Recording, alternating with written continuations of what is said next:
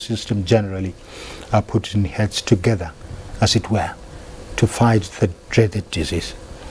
We promise you that we're going to continue with the discussion, but this time around to take a look at Nigeria and the global system, from Africa and the globe. Many people talk about the giant of Africa, how giant it is as far as health factor is concerned. And we're going to have that discussion. I still have with me Professor Abdulsalam Nasidi. You're welcome to the program, sir. Thank you. Yes. Yeah. I have with me the spokesman of Mr. President, Mr. Femi Adesina. Thank you. Special advisor to the President of Media and Publicity. You're welcome to the program. My pleasure. Yes. I want to start with Mr. Femi Adesina. Still, revisiting Mr. President's address. He said some of the measures we have taken will surely cause major inconveniences to many citizens. But these are sacrifices we should all be willing and ready to make for the greater good of our country. And well, it just explained itself, but I remember last week your closing remark talked about the people now gradually realizing that it is for them, not for they over there, and we are here, nothing will happen to us. Yes, these are the issues, and Mr. President said it's for good and the well-being of the people. Whatever measures taken by the government is to seek sacrifice from the people themselves, just as the government does. How do you see this issue? Yes, if we consider that the larger percentage of the Nigerian economy is informal. In fact, I've heard somebody said between 65 and 70% of the Nigerian economy is informal. Informal, yes. There are people who must necessarily go out daily to trade before they can eat. If they don't go out in one day, it affects the quality of their lifestyle. To now ask those people to stay in their homes for 2 weeks is a big sacrifice. Very, very big. And it's a sacrifice they must necessarily pay. Yes. At least to stay alive and to stay healthy. So, with the people having obeyed directives to stay indoors, it shows that they also value their life, their well-being, their health, their existence. Yes. And I also it's a good development in the country. I'll come back to Mr. Adesina on that. There are palliative measures adopted by the government.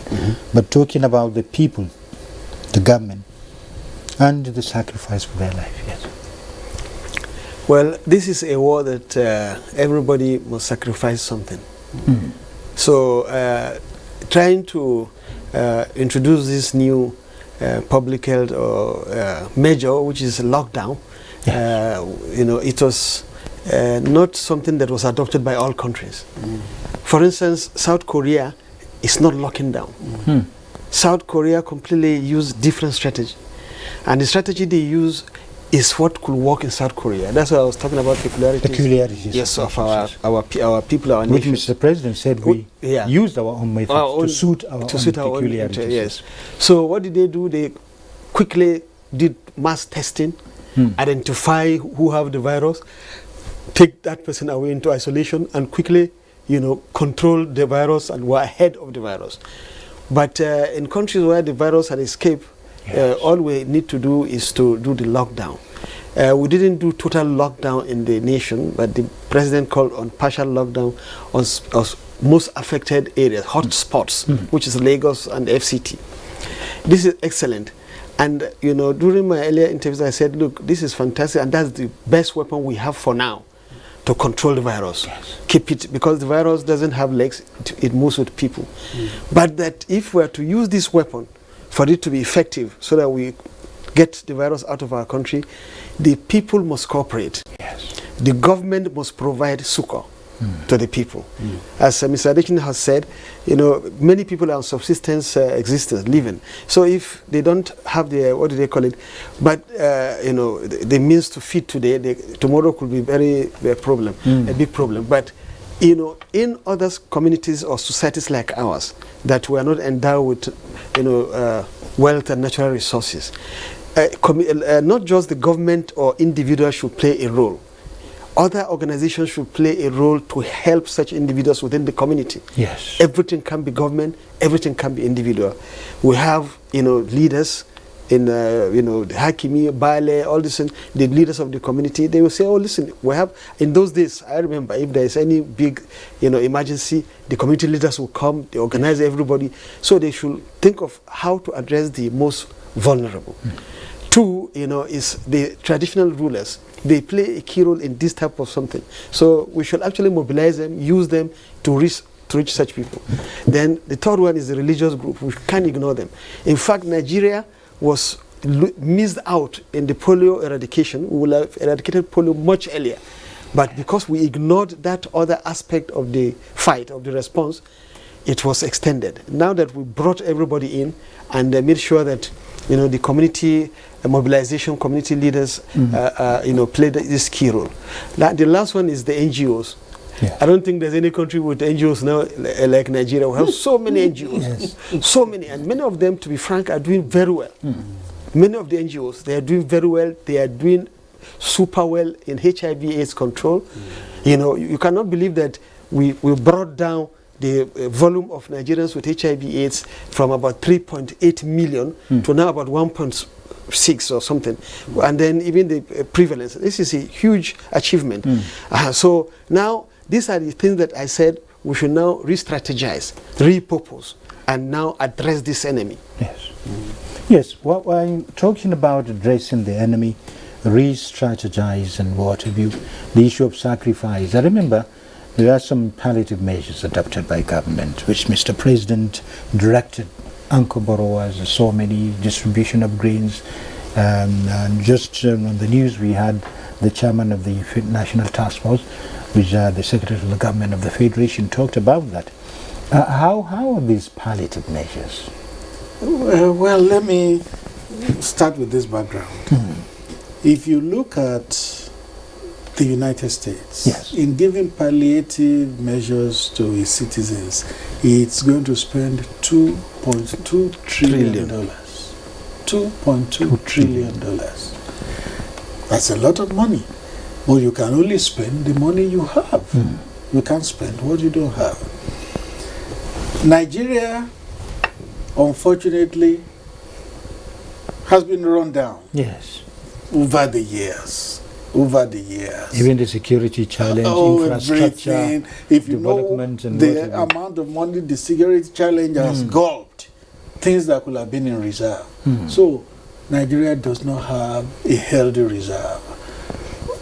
Talking of foreign reserve, it was $29.5 billion when the Buhari administration came. It grew it and almost hit $50 billion sometime last year, but began to dwindle again due to some challenges this year. So by the time this coronavirus came, oil prices crashed. Yes. Budget benchmark was $57 per barrel. It dropped to as low as $30, dropped to $24, and then climbed up again. It oscillates between $28 and $30 per barrel. Where do you get the money for the palliatives? But the president has still tried, bent over backwards. Before his broadcast, he had told the finance minister that no matter what happens, make sure salaries do not fail. Make sure pensions do not fail. Those were his first instruction to the finance minister. Salaries and pensions must never fail, even if oil comes to $10 per barrel. So that shows you that that is a president that has a heart for people. Imagine if Nigeria had $200 billion in reserve. This president will take $100 billion and he will spend it at a time like this. But we don't have. But despite not having, he still came up with the little we could afford. Grains, those IDPs, he said they should give them 2 months ration. of food, which they have got. And then conditional cash transfer, say pay them double. Pay them for 2 months instead of 1. Those who are owing trader money, farmer money, and who are due to pay, give them moratorium for the next 3 months. And all such things. It's a school feeding program.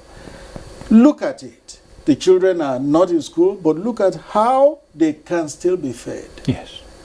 The ministry, relevant ministry, humanitarian affairs, disaster management, and social development is working that out. And I think it's a good thing that that ministry came shortly before all this. Because a lot of those palliative measures are going to be superintended by that ministry.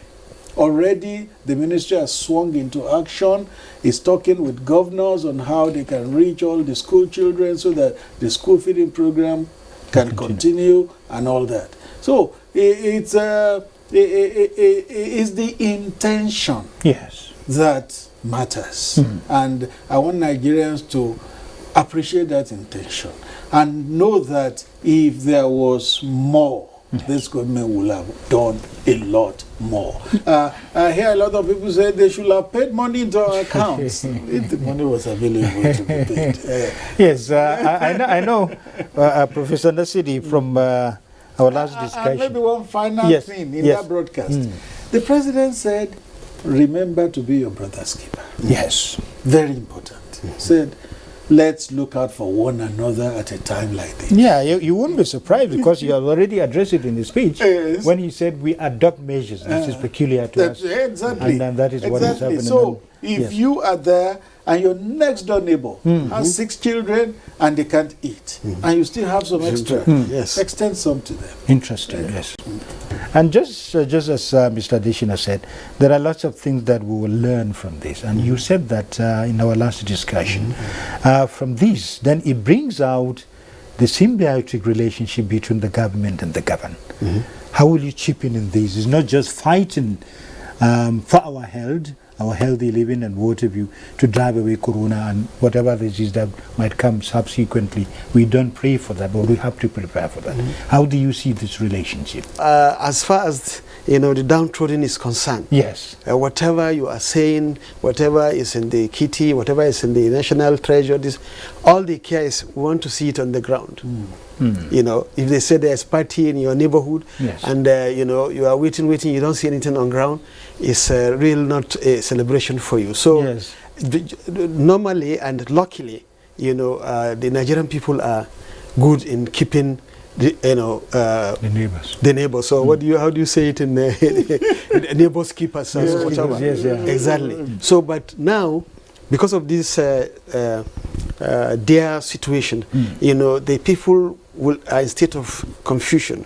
In fact, there are some factors that can affect them, the psychosocial, all of a sudden, if I don't go to market, how will I feed my children and all this? And this is why I was saying there must be a bridge between the government and the governed. And that is, first and foremost, the governments will have good intentions to reach out to the people. So I want to say that everybody has a role to play in making the society to be living in harmony and happiness. All we are here is to look for happiness. So the role of the government is to make sure that the governed is happy.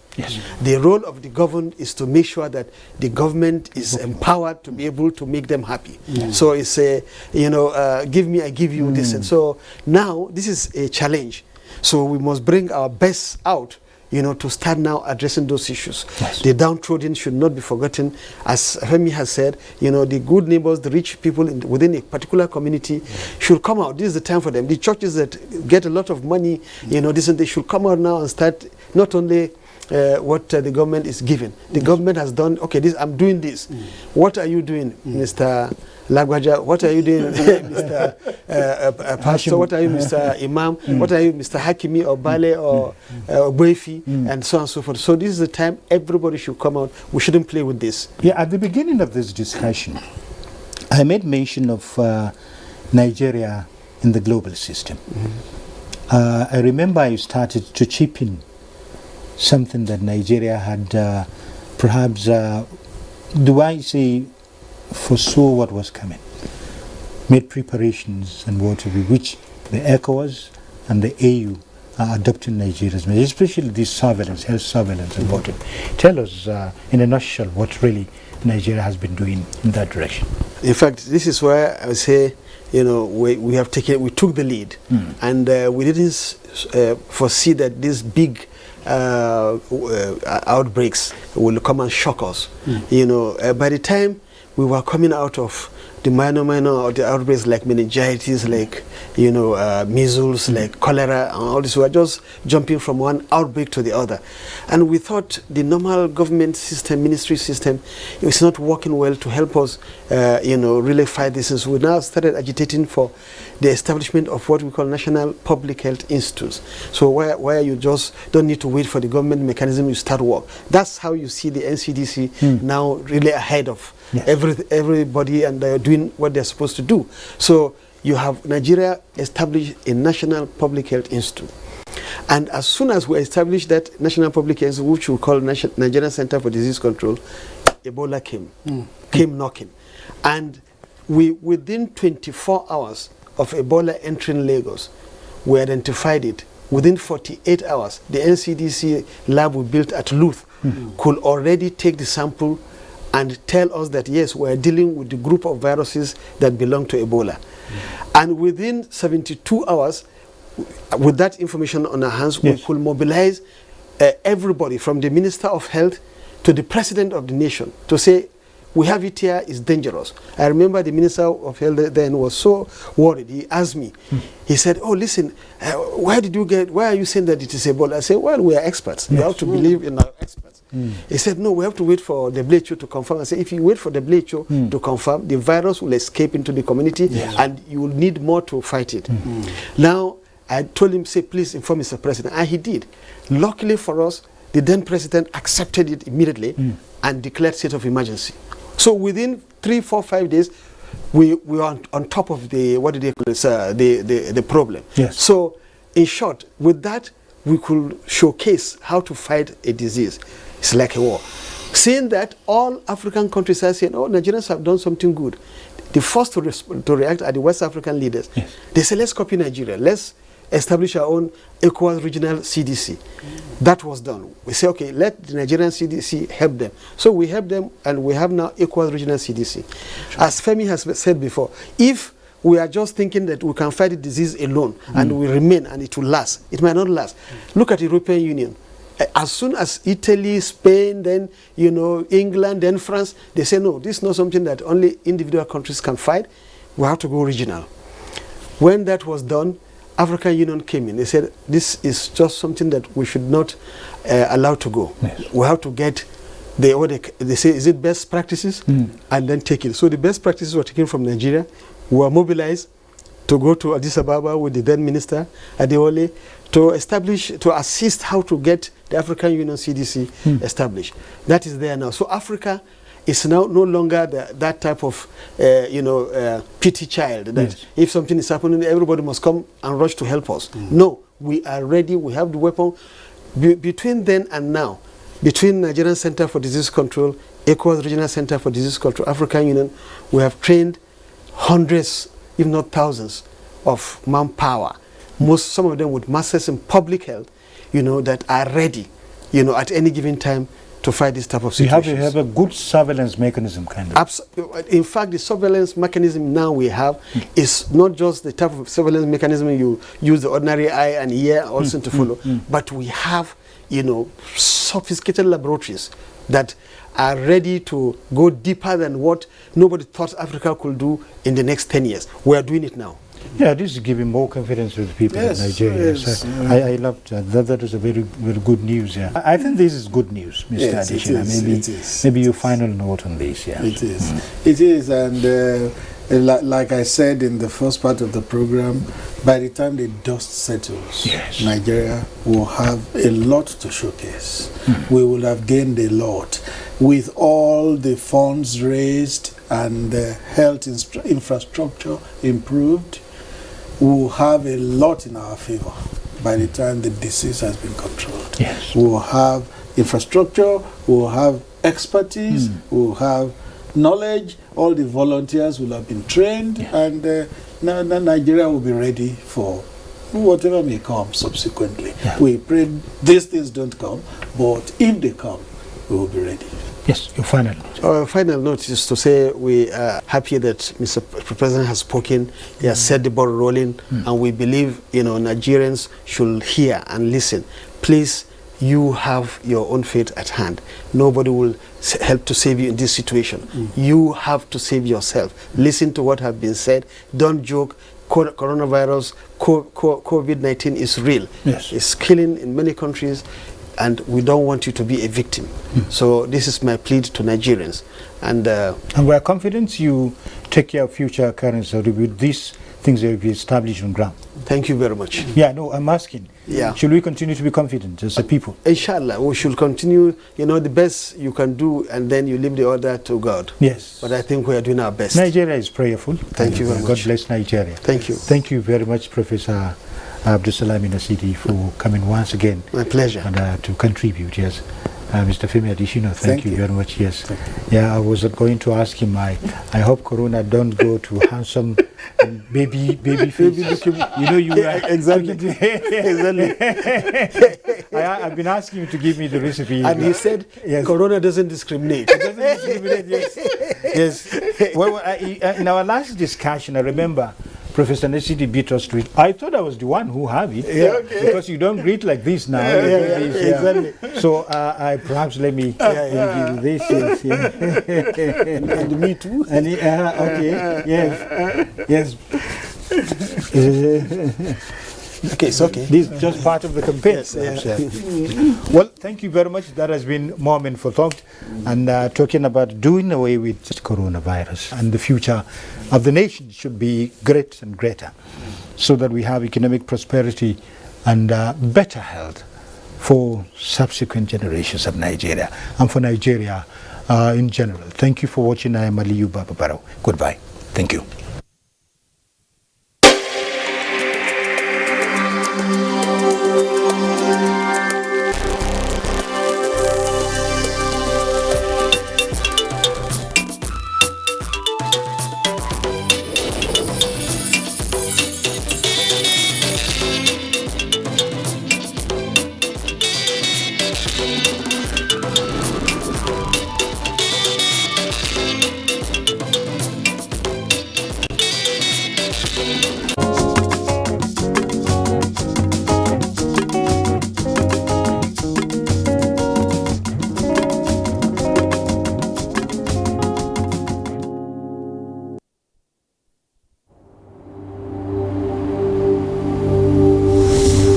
For now, the best and most efficient way to avoid getting infected is through regular hygienic and sanitary practices, as well as social distancing.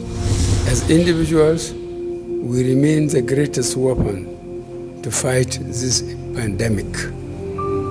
By washing our hands regularly with clean water and soap, disinfecting frequently used surfaces and areas, coughing into a tissue or elbow, and strictly adhering to infection prevention control measures in health facilities, we can contain this virus.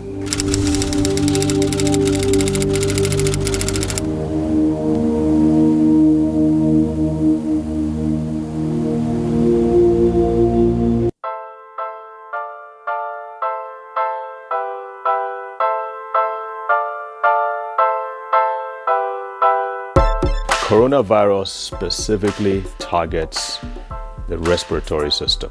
Here are some characteristics of the COVID-19 virus, which you should be aware of.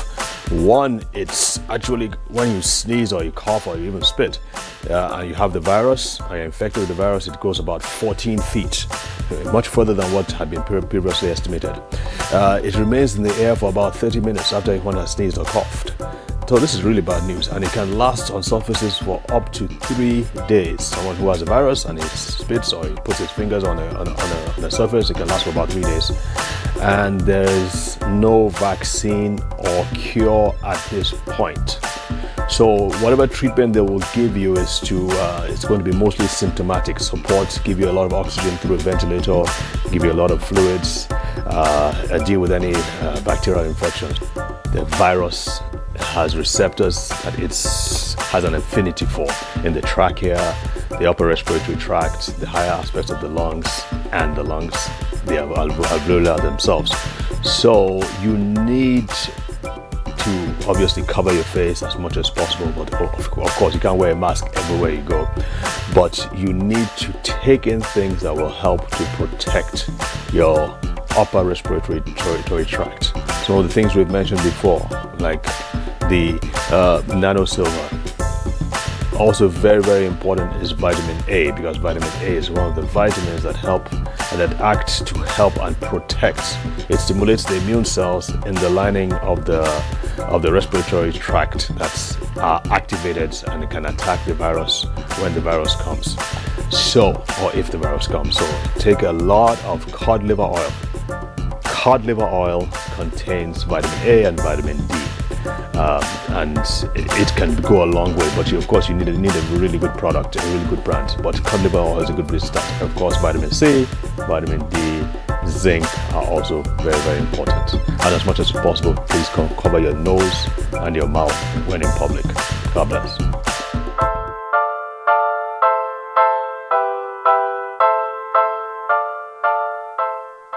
In the midst of the corona